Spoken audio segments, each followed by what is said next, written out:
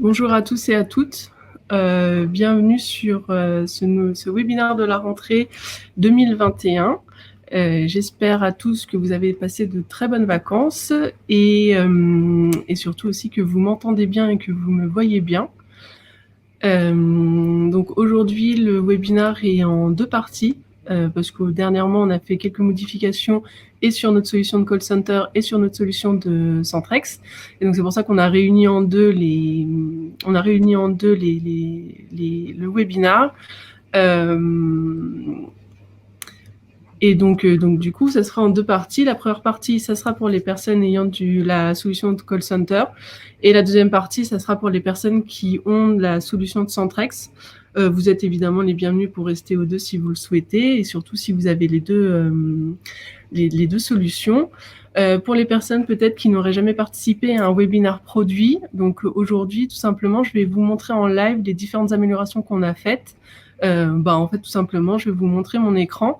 Et comme ça, vous pourrez voir les différentes fonctionnalités. Et si vous avez des questions tout au long de la présentation, n'hésitez pas.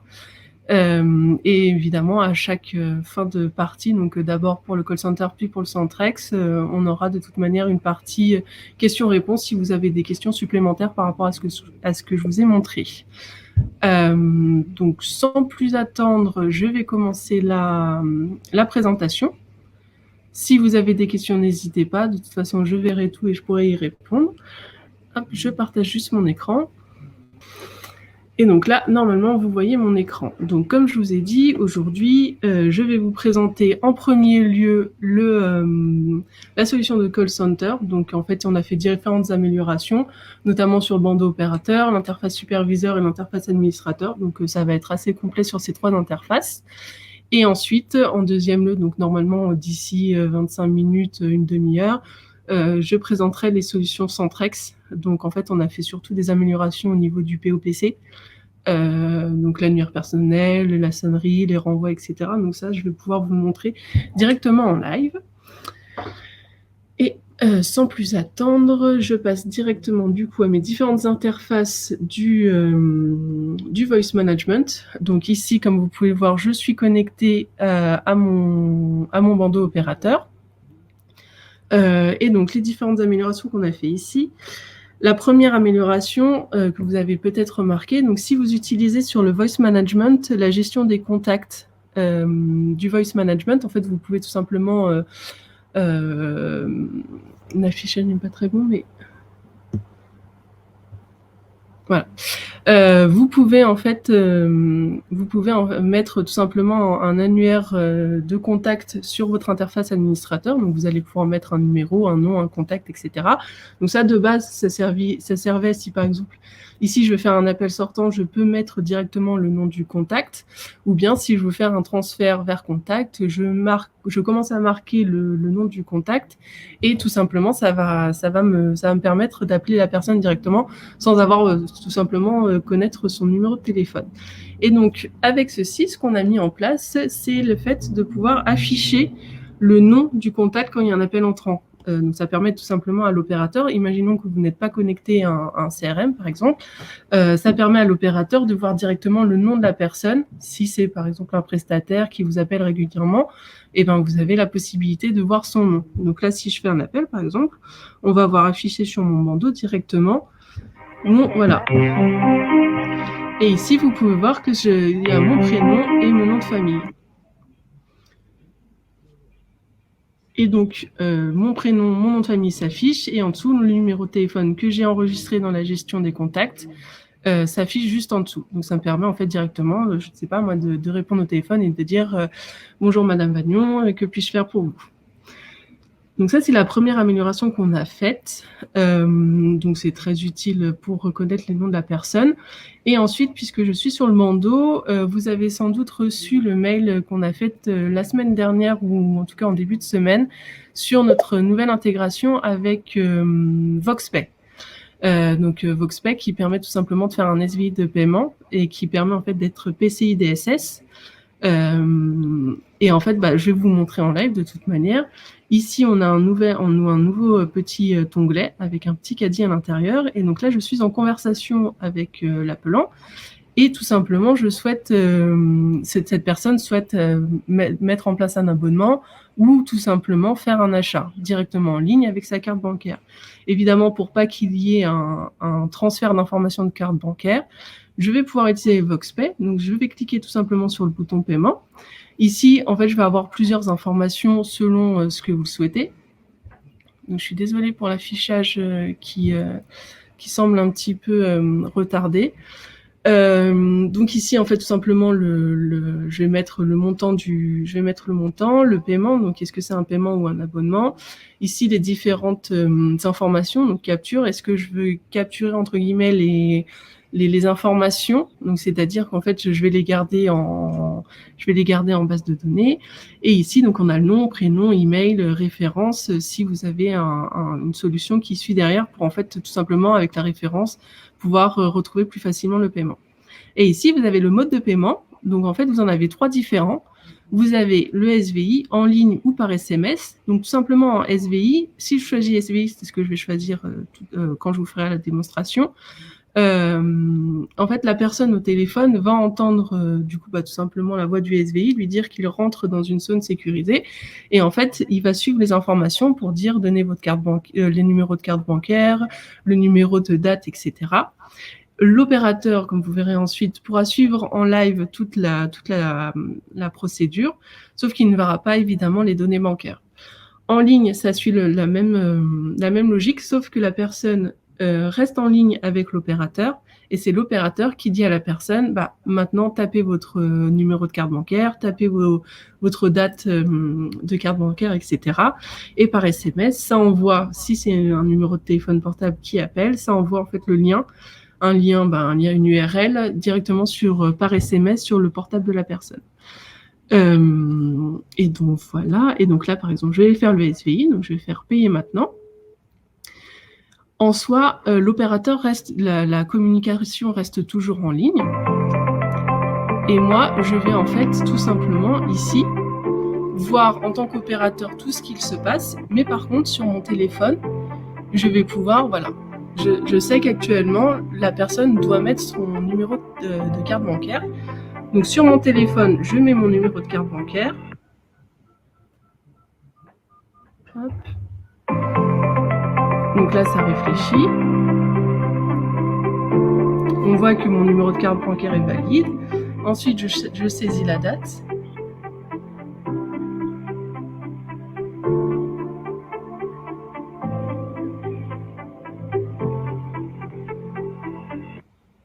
Donc là, j'ai saisi la date. Ensuite, je vais saisir le numéro du CVV.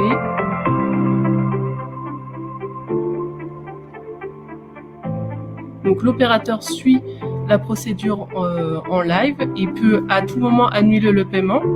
Donc là, je peux voir que que le paiement a été accepté, le paiement a été réussi, et donc en fait, tout simplement, là, je reviens en conversation entre l'opérateur et la personne entre la personne et l'opérateur qui était en ligne. Donc en fait, même si la personne passe sur le SVI, la communication a toujours lieu et l'opérateur peut voir en live tout ce qui se passe sans voir les données bancaires. Et à tout moment, il peut récupérer l'appel, annuler la transaction s'il voit que, par exemple, que la personne, ça fait 3 fois de suite qu'elle se trompe dans son numéro de carte bancaire. Parce que ça aussi, l'opérateur peut le voir en live. Donc voilà, donc ça c'est notre intégration VoxPay. Elle est évidemment pas en native. Vous pouvez toujours, si vous avez un besoin dans ce sens, vous pouvez toujours contacter votre contact commercial pour voir avec lui et pouvoir tout simplement mettre ça en place si vous en avez besoin. Et à chaque fois, évidemment, il y aura la formation qui suivra. Mais vous voyez, c'est assez simple. L'opérateur reste en ligne, il peut voir les différentes étapes et il peut reprendre l'appel à chaque moment. Et donc voilà, donc ça c'était les différentes améliorations qu'on peut trouver sur le bandeau.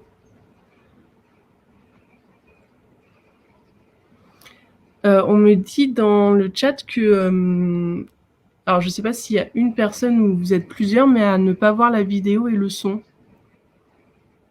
Je ne sais pas si du coup mon écran est bien partagé.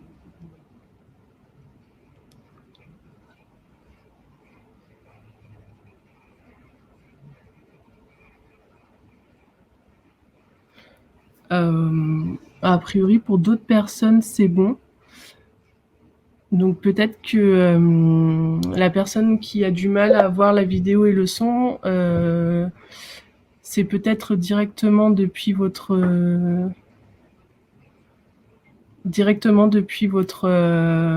ordinateur, parce qu'en fait on me dit sur les autres participants que c'est bon pour la vidéo, le son. En tout cas, quoi qu'il arrive, vous allez recevoir un replay de ce webinaire. Si vraiment vous avez des problèmes actuellement techniques, on vous enverra de toute façon l'ensemble du webinaire, et comme ça vous pourrez le retrouver et en fait le regarder quand vous le recevrez par mail. Du coup, je suis navrée, mais je vais me permettre de continuer. Et j'en profite du coup pour répondre à une première question qu'on m'a faite, donc par contre sur l'affichage des contacts.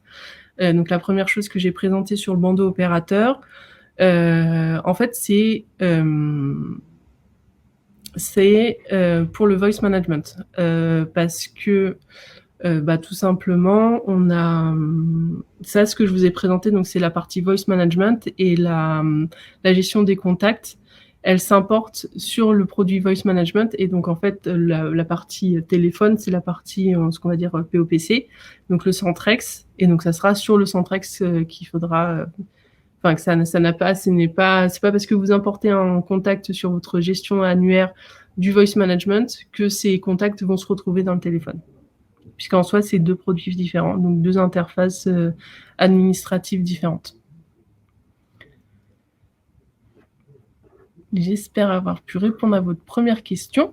Et donc, je vais continuer tout simplement sur ma présentation des différentes interfaces. Donc ça, c'était l'interface opérateur. Donc c'est les deux dernières nouveautés qu'on a sorties dessus. Et ensuite, on a l'interface de supervision, sur laquelle on a ajouté du coup, pareil, deux petites améliorations. La première se passe au niveau des fils de compétences. Donc on peut voir ici, hop, je le mets ici. Donc en fait, je vais avoir ici ma file produit qui est en bas. Et en fait, l'amélioration qu'on a faite, c'est tout simplement, parce que je sais qu'il y a beaucoup de clients qui ont beaucoup d'appels beaucoup de fils de compétences, à gérer sur l'interface de superviseur. Et là, tout simplement, en fait, c'est une option qu'il faut activer sur les profils de superviseur. Donc, c'est l'affichage dynamique. Et tout simplement, quand vous cochez cette option, toutes les fils qui vont recevoir un appel, donc là par exemple je vais faire un appel sur la file produit qui est en bas, toutes les fils qui ont un appel vont remonter automatiquement tout en haut. Donc par exemple pour les personnes, je sais pas moi, qui peuvent avoir jusqu'à 16, 17 fils à superviser, vous aurez plus besoin de scroller forcément pour aller voir toutes les fils qui ont un appel en cours, tout simplement parce qu'elles vont remonter automatiquement. Donc là je vais faire un appel sur mon bandeau de tout à l'heure. Et vous voyez, juste ici, ma file produit est remontée tout en haut. Je vais décrocher. Donc en fait, là, tout simplement, ma file produit est remontée juste en haut parce qu'elle a un appel en cours, et donc elle a un appel qui est en cours. Et donc elle est remontée en premier lieu, et donc là, ce pourquoi aussi j'ai décroché l'appel, parce que la deuxième amélioration qu'on a faite sur l'interface de supervision, c'est au niveau cette fois-ci des opérateurs, où tout simplement on a mis en place le fait que le superviseur puisse voir quand est-ce qu'un opérateur met en pause un appel. Donc ça, par exemple, ça va être très utile si vous avez des opérateurs qui sont par exemple en formation, et vous voyez qu'un opérateur qui est en formation a mis l'appel en attente depuis très longtemps, parce qu'on peut également voir depuis combien de temps l'appel est en attente. Et donc ça va permettre tout simplement, en tant que superviseur, d'aller voir directement l'opérateur pour voir s'il n'y a pas un problème et la raison de pourquoi l'appel est en attente depuis si longtemps. Donc là, hop, je vais mettre ici l'appel en attente. Ne quittez pas. Et ici, nous recherchons votre correspondant. On peut voir en attente avec le temps qui découle. Et dès que l'opérateur reprend l'appel, Ici, en attente a disparu et donc l'appel reprend. Donc ça va être très utile, surtout pour les superviseurs, tout simplement pour bien voir les opérateurs qui pourraient potentiellement avoir un problème, ce pourquoi il leur est mis l'appel en attente. Ça, c'est les 2 améliorations qu'on a faites sur l'interface de supervision, donc normalement qui permettent d'avoir une meilleure gestion de la supervision, en tout cas qui est plus dynamique.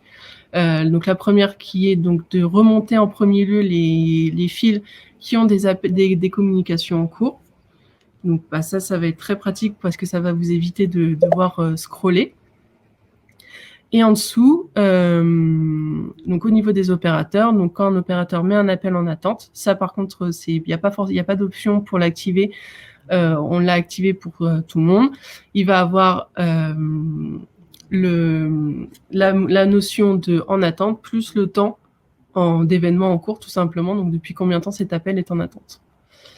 Donc on me pose une question. À quoi correspond la couleur des téléphones à côté du nom? Alors ça, tout simplement, c'est si vous avez la solution donc de Voice Management plus de Centrex d'Axialis, donc les personnes qui utiliseraient donc ce qu'on appelle le WebRTC, donc pouvoir passer des communications directement depuis le navigateur. En fait, ce téléphone, ça permet aussi au superviseur de voir la disponibilité du WebRTC de l'opérateur. Donc là, par exemple, mon agent A, le téléphone est en vert parce qu'actuellement, mon téléphone, mon POPC, WebRTC peut recevoir des appels. Si par exemple il était en rouge ou même en orange, donc ça voudrait dire que du côté de mon téléphone, je ne suis pas disponible à recevoir un appel. Donc l'opérateur, s'il ne fait pas attention, il pourrait tout simplement manquer des appels parce qu'en fait son téléphone est coupé. Et donc ça, pareil, ça permet au superviseur d'aller voir directement l'opérateur pour lui dire attention, ton téléphone n'est pas activé.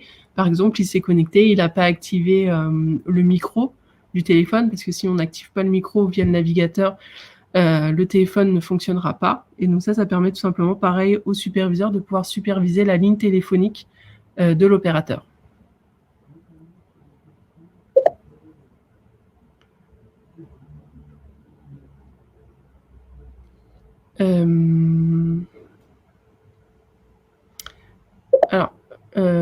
Excusez-moi, je passe aux autres questions.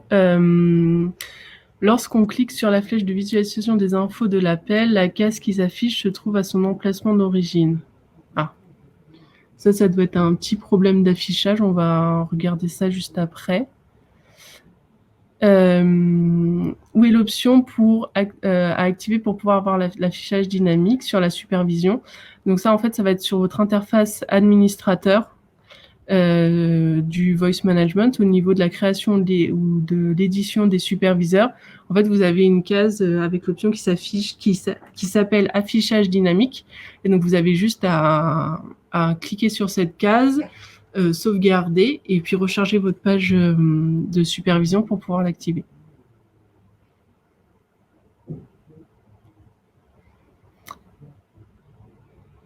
J'espère que j'ai pu répondre à vos questions sur l'interface de supervision. De toute façon, même s'il y en a d'autres qui suivent, je pourrais toujours y répondre à la suite tout simplement de la présentation en entière. Car je vais passer maintenant sur l'interface administrateur.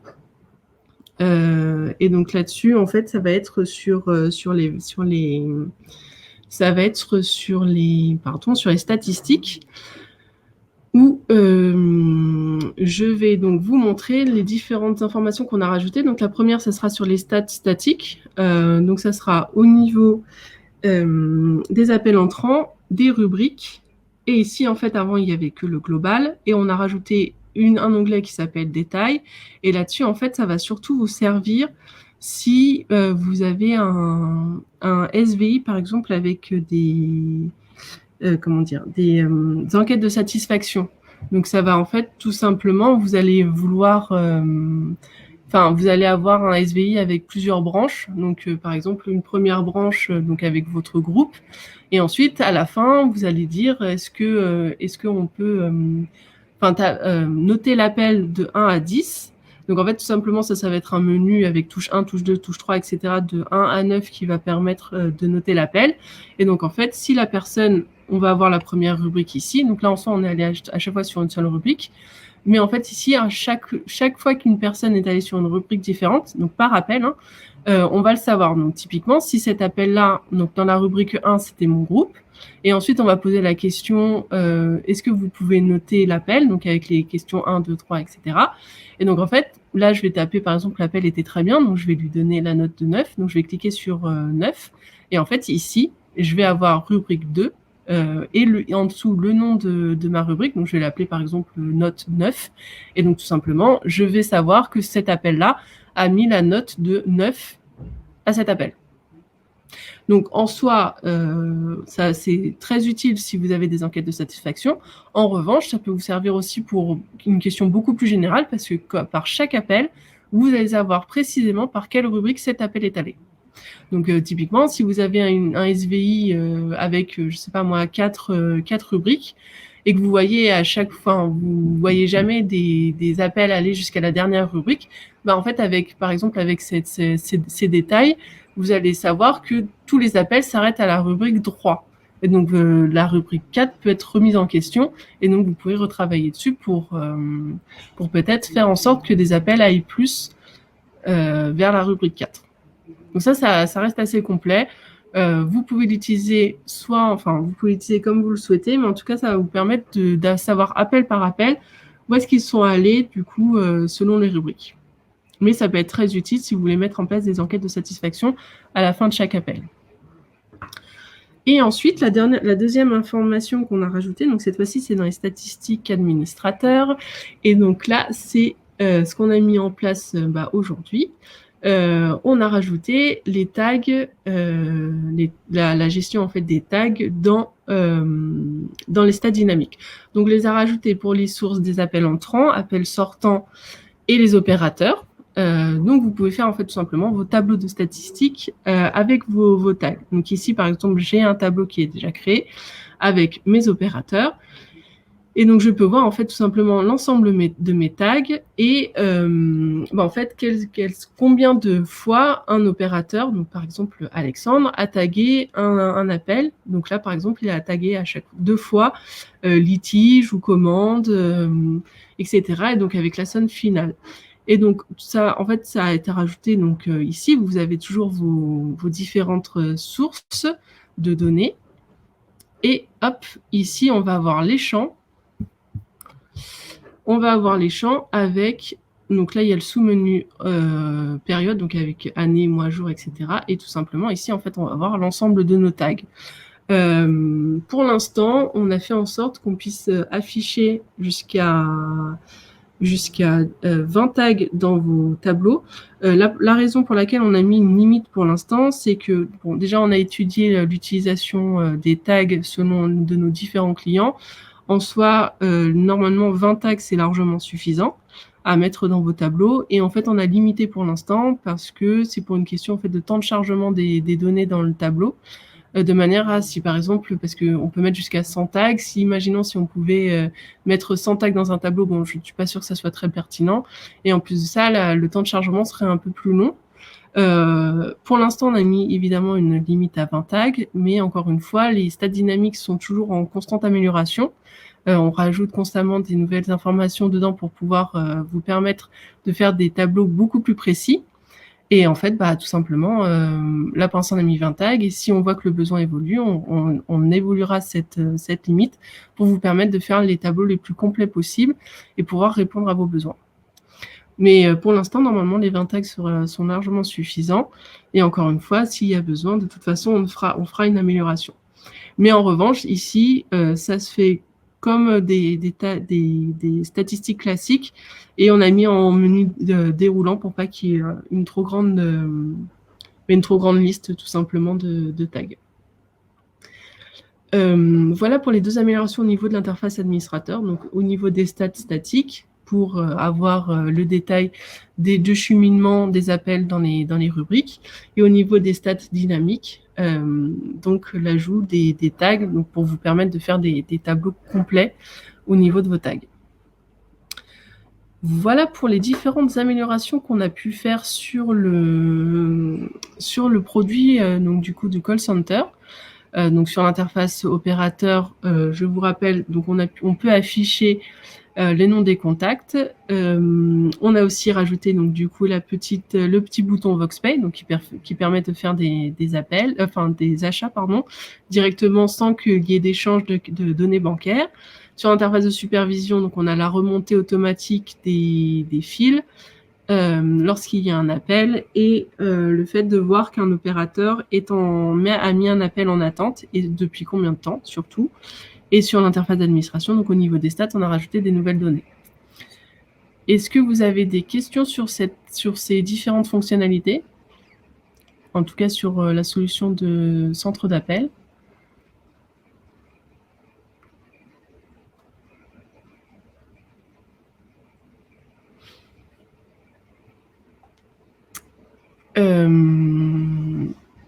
Il semblerait pas, mais en tout cas, encore une fois, tout est envoyé en replay à la suite de ce webinaire. Donc, même si vous avez des questions qui vous reviennent ensuite, on a toujours la possibilité moi, je suis évidemment toujours joignable pour pouvoir répondre à vos questions si vous en avez. Donc ça, c'était pour toutes les nouvelles fonctionnalités par rapport à la solution de call center. On va passer d'ici 1 ou 2 minutes, peut-être le temps que d'autres personnes nous rejoignent pour faire les différentes améliorations qu'on a fait donc sur le bandeau POPC. Donc on fait une petite pause de 1 minute pour être sûr qu'on attende tout le monde.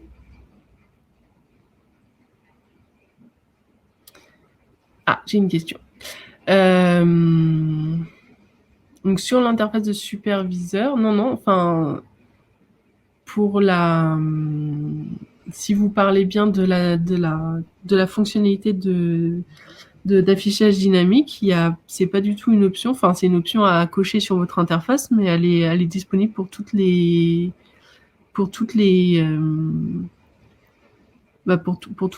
interfaces.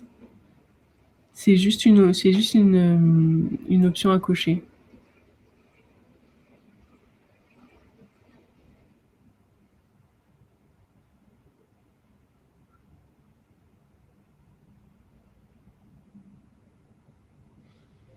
Ah, vous parlez de l'interface superviseur?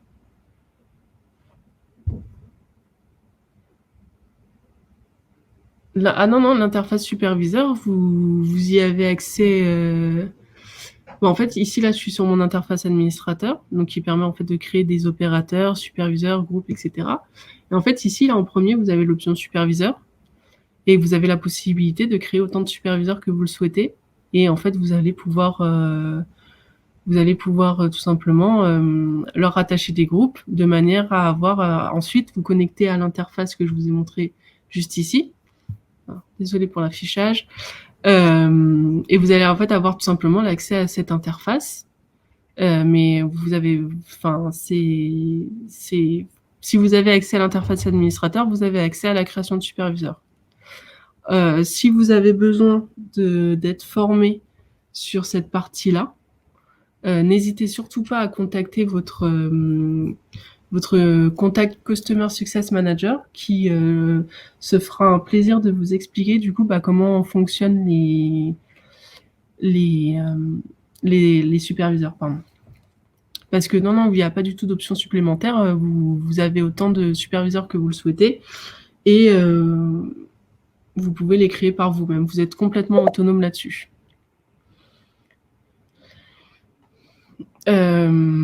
Très bien. Je pense que j'ai répondu à toutes les questions. On va même pouvoir passer directement à la solution Centrex, donc au niveau du POPC, parce que pour le coup, c'est là-dessus qu'on a fait plusieurs améliorations. Et donc là, hop, je vais me connecter. Donc, je suis sur mon interface de POPC, juste ici. Je ne sais pas s'il y a des personnes qui n'ont pas forcément l'accès tout simplement au POPC parce que vous avez potentiellement pas cette solution-là. Comme ça sera très bien parce que ça vous permettra de voir à quoi ça ressemble, pardon. Donc le POPC, c'est tout simplement la dématérialisation du téléphone directement sur votre navigateur. Et en plus de cela, vous pouvez activer ce qu'on va appeler le WebRTC. Donc ça va vous permettre tout simplement de téléphoner directement depuis votre navigateur. Et la différence entre ce qu'on va appeler le POPC ou par exemple le softphone. Le softphone, ça va être une application que vous allez installer sur votre ordinateur qui va aussi vous permettre tout simplement de passer des appels. En revanche, l'intérêt avec le POPC, c'est que vous avez besoin de rien installer, vous avez juste besoin d'avoir un navigateur et vos identifiants, donc le numéro de téléphone et le mot de passe pour pouvoir vous connecter. Et donc en fait, tout simplement, ici, vous avez le téléphone, donc la partie ici qui sert à téléphoner, vous avez l'historique des appels, et ici la partie contact, donc avec les favoris ou l'annuaire entreprise ou l'annuaire personnel.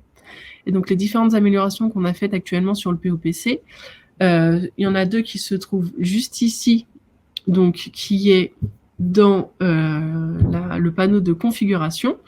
Le premier, c'est le son. Donc c'est au niveau ici là de choix de sonnerie.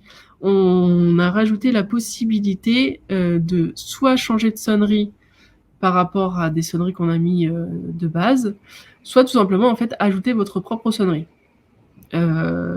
Qui en fait va vous permettre un peu de changer, parce que je veux bien comprendre qu'au bout d'un moment, quand on entend exactement la même sonnerie toute la journée, on a peut-être envie de changer de sonnerie. Et donc là, en fait, tout simplement, vous pouvez ici, comme je vous ai dit, choisir, donc il y aura toujours celle par défaut, ici choisir une autre sonnerie que vous souhaitez, ou ici, je peux ajouter une sonnerie, donc je vais tout simplement aller dans mes fichiers, je vais choisir mon fichier ici, je le fais ouvrir, il faut que ça soit en MP3, ici j'ai donc mon lecteur si je souhaite écouter la musique avant de l'enregistrer, et donc je vais faire sauvegarder. Et donc tout simplement, dans un nouveau menu c'est ajouté, donc perso, donc c'est ici qu'on va retrouver l'ensemble des sonneries qu'on a importées. Si on veut changer, je sais pas moi, tous les jours, ou en tout cas régulièrement, on peut changer ici.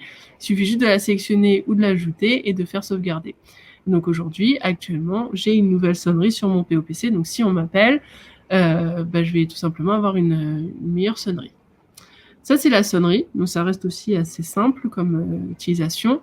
Et on a rajouté également donc dans les configurations, les renvois. Donc les renvois, parce que jusqu'à présent les renvois étaient directement depuis l'interface administrateur.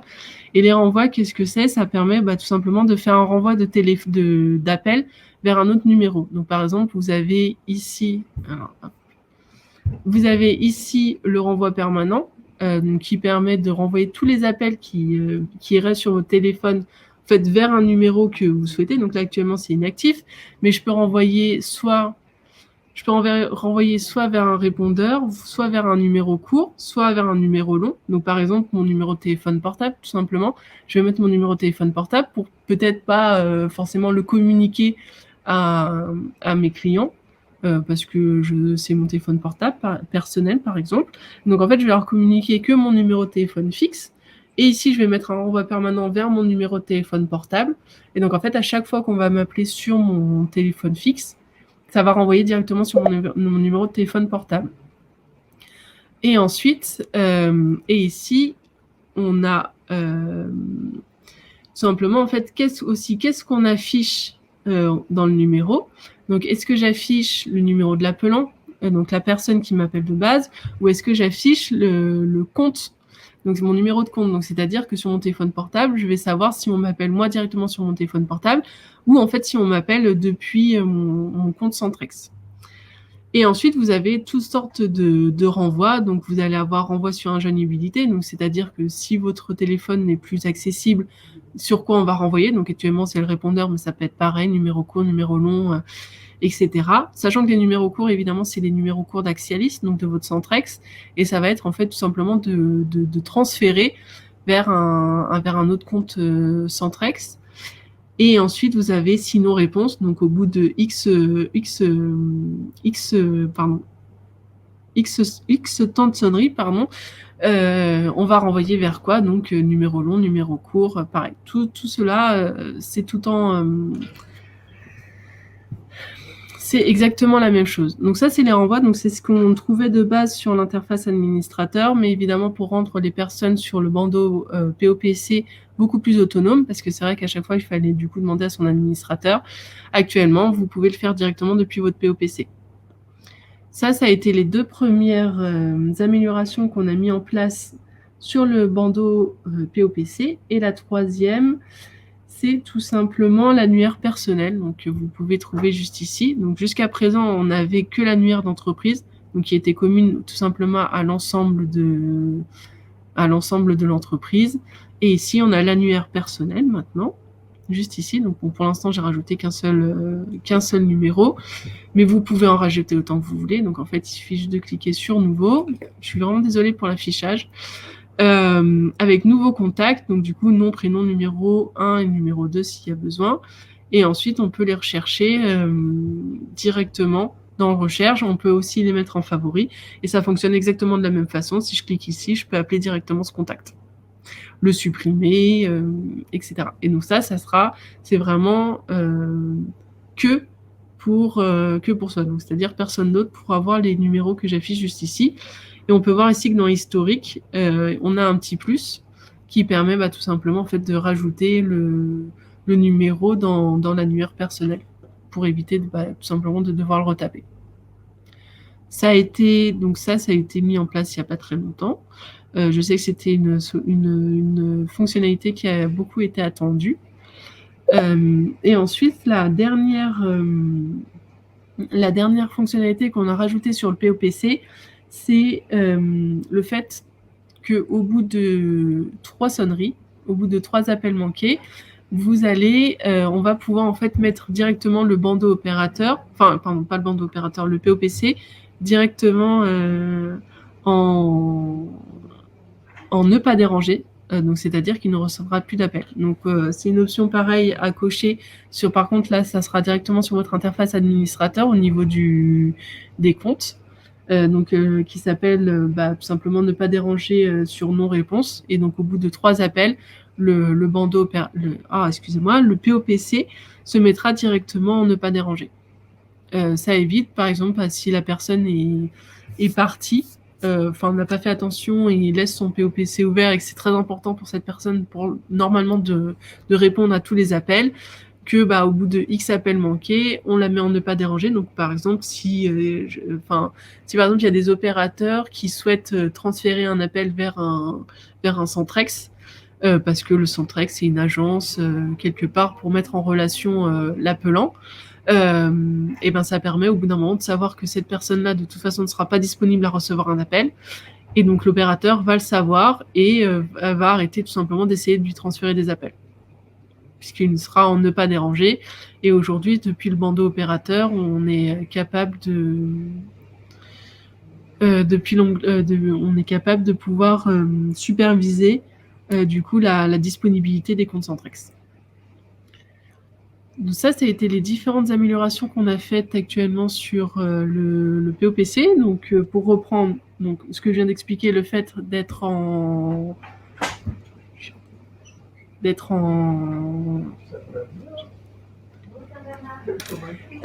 pardon, excusez-moi, ça va permettre de se mettre en statut ne pas déranger. Ensuite, on va avoir l'annuaire personnel, le renvoi de configurer les renvois directement depuis le POPC, et aussi changer sa sonnerie de téléphone. Ça a été les différentes améliorations qu'on a faites sur le POPC, et donc j'ai des questions dessus. Donc c'est la même question au final. Donc la partie contact qu'on peut voir actuellement ici sur le POPC, effectivement, elle n'apparaît pas pour l'instant sur le bandeau opérateur, mais c'est quelque chose qui est effectivement prévu de pouvoir la rajouter. Donc pas forcément ce mois-ci, mais en tout cas, on est en train d'étudier le fait de pouvoir la mettre incessamment sous peu dans nos prochains développements. Mais c'est prévu. Je ne sais pas si vous avez d'autres questions.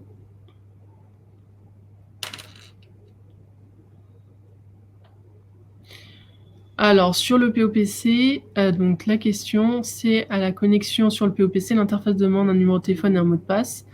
Donc effectivement, pour une question de sécurité, on a mis en place parce qu'en fait, tout le monde se connecte sur la même URL, donc popc.axelis.com. Et donc en fait, le numéro de téléphone, c'est votre numéro de téléphone du compte Centrex, donc le 33 1, etc. Donc, il faut tout le temps commencer par 33, on enlève le 0. Et le mot de passe, tout simplement, ça va être le mot de passe que vous allez retrouver sur votre interface administrateur au niveau du compte. Tout en bas, vous allez avoir mot de passe, boîte vocale et POPC, je crois. J'ai plus le nom exact en tête. Et en fait, ça va être ce mot de passe là que vous allez pouvoir mettre pour pouvoir vous connecter sur le POPC.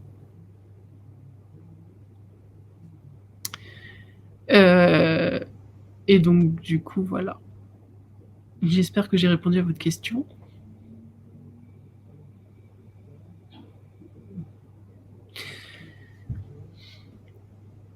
Je ne sais pas s'il y a d'autres questions sur les différentes améliorations. Donc bon, évidemment, c'était un tout petit peu plus rapide pour le Centrex parce que ça reste quand même une interface, déjà, il n'y en a qu'une seule et c'est assez simple d'utilisation. Encore une fois, vous allez recevoir le webinaire en replay.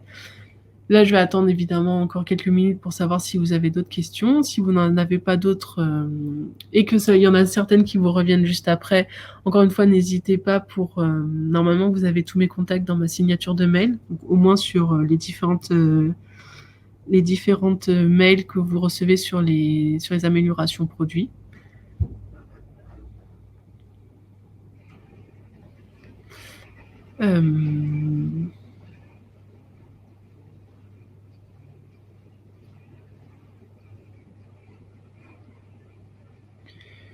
Du coup, j'ai pas l'impression qu'il y ait d'autres questions. En tout cas, je vous remercie pour votre écoute et votre participation. J'espère que mes explications ont été claires et qu'elles vont vous aider à à utiliser les différentes améliorations qu'on a mis en place.